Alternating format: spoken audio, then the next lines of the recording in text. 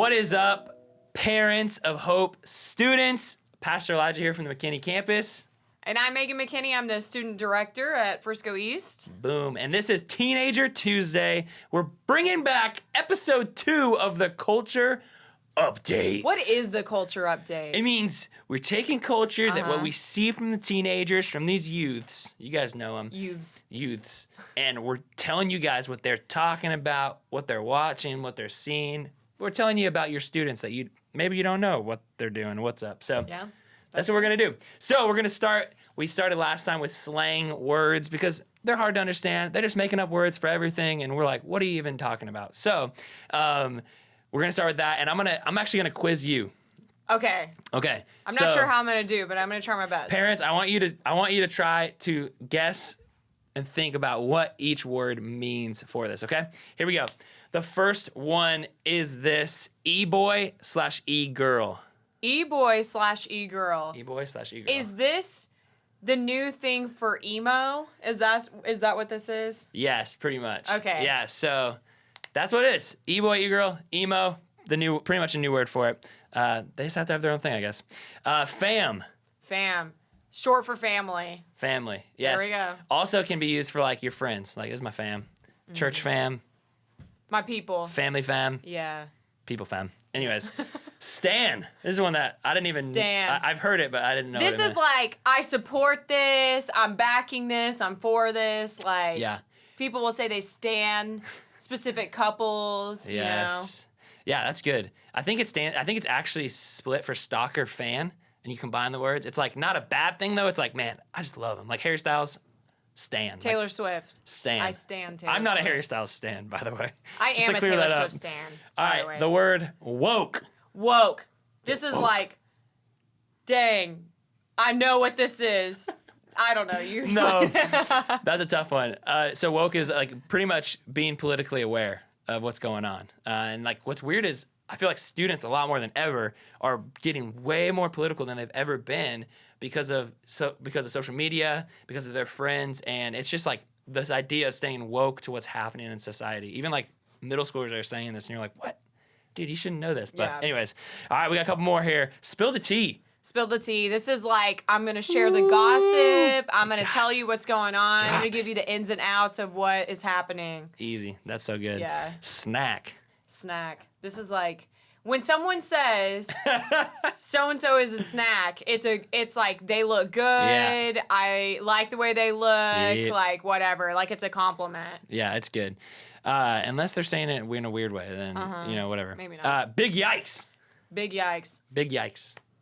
This is Big one yikes. I'm like, okay, nope, I don't know this one. You So, tell everyone. Big yikes is pretty much when, like, instead of being like, oops, or whoa, or I like made a mistake, you pretty much say, big yikes. Like, it's pretty stupid, honestly. Yeah. Big yikes, though. Ghosting, last one. Ghosting. This is when like someone's talking to someone or they go on a date and then they don't respond back. Like they just never text them back. It's just like they leave them on read. Yeah. Which is another way of saying like someone texts you and you read the message and you just never respond back. Yeah. So. Fun fact, I actually ghosted my wife in college.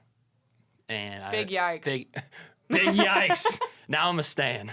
So Yeah, I'm a stan. I stand them. So, now, yeah. All right, we're going to move on. So today we're talking about really what your teenagers are watching. There's a lot of content that your students are consuming, whether it's on their phones, whether that's on TV, Netflix, Hulu, whatever. And so we're going to walk through the top 10 the top 10 most watched shows, TV shows for teenagers. And so I'm going to walk through them. We're going to walk through them together. So the first one, I don't think this is a surprise for me anyways, but it's The Office. Yes. The Office. You watch The Office? Oh, yes. I do love The Office. The Office is amazing. I actually started watching The Office at a young age, so which is interesting. My parents let me watch it, and I think it's one of those shows. Really, just depends on the parent. It's gonna have language. It has sexual innuendos. Has stuff like that. Yeah. And so, my advice would be middle school for sure. Try to keep them away from that as much as possible, and then as they get into high school, gauging whether or not they can handle that without it letting them influence them. Yeah. And like the words they're saying and the way they're talking. Because you don't want a student walking around in 8th grade being like, that's what she said. And you're like, really? Interesting. Yeah. Cool. Well, and that's what I was about to say. Like, part of this, too, is like, if you're ready to have those conversations about what the characters are saying on the show and what it means, then like maybe your kid can watch it. But if you're not ready to answer the question of what does that's what she said mean, then maybe shy away from The Office, like until you're ready to answer those questions, like. For sure, yeah. Next one, Rick and Morty. I don't know if you've ever seen it. I can't say I have. I have seen it on the show, but I haven't watched it. I've never watched it personally. I do know that it is extremely vulgar. There's a lot of language, a lot of sexual jokes, and so I would say personally, this and like Family Guy and South Park, that like genre, I would stray away from letting students watch it at all.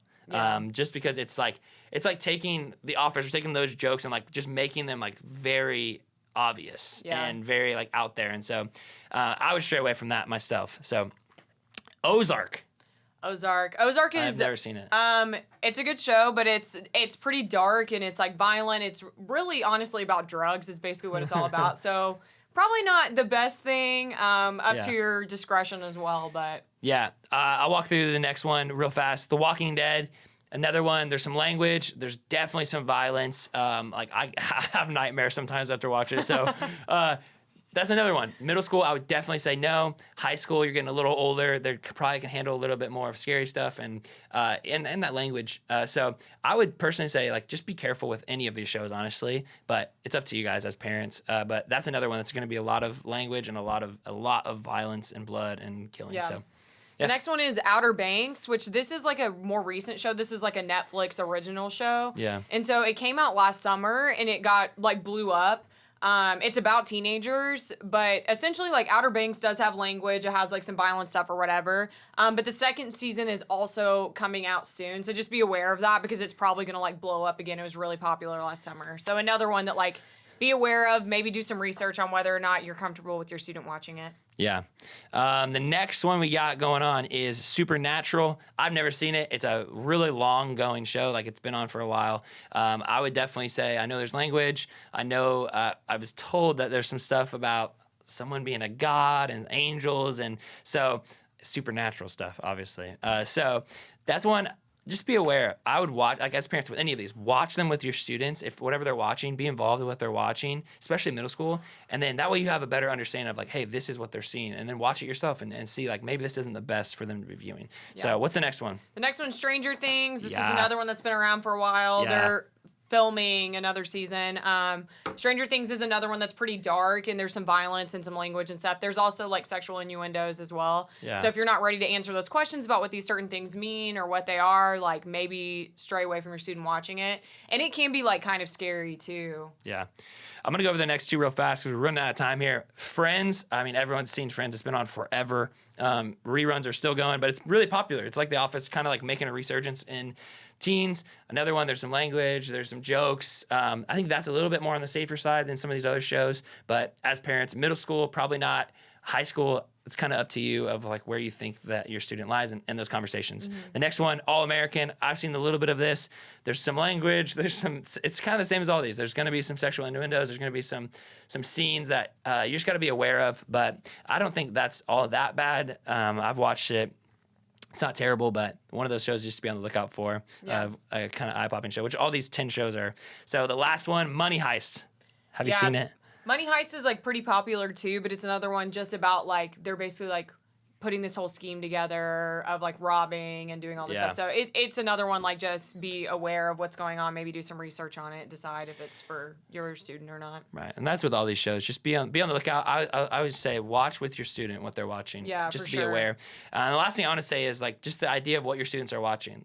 A lot of students aren't watching TV shows as much. They're not watching TV as much. Not watching movies as much. They're watching, and this is actually crazy. I looked this up. So YouTube is the biggest platform for students to be watching on their phones. I watch so much YouTube. Like rather than a TV show, I'd rather watch a YouTuber. But 85 minutes is the average for a teenager to be watching per day, which is a lot of time on YouTube. Mm-hmm. But what's coming up and catching it slowly is TikTok, and that's averaging 80 minutes a day for teenagers.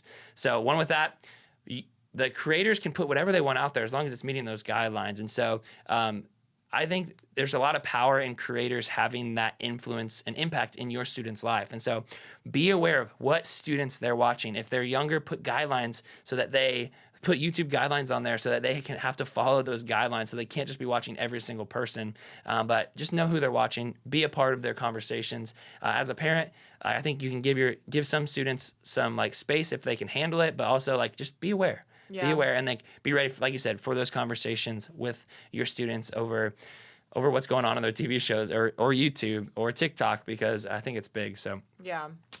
That's it. That's our culture update. I know we're going to have a lot more. If you have questions or thoughts or things you want to know about, put it in the comments. We want to answer those things. We are here to help you. Remember, you are not alone. God's with you. And so are we. Let's go. We'll catch you guys next time. Bye.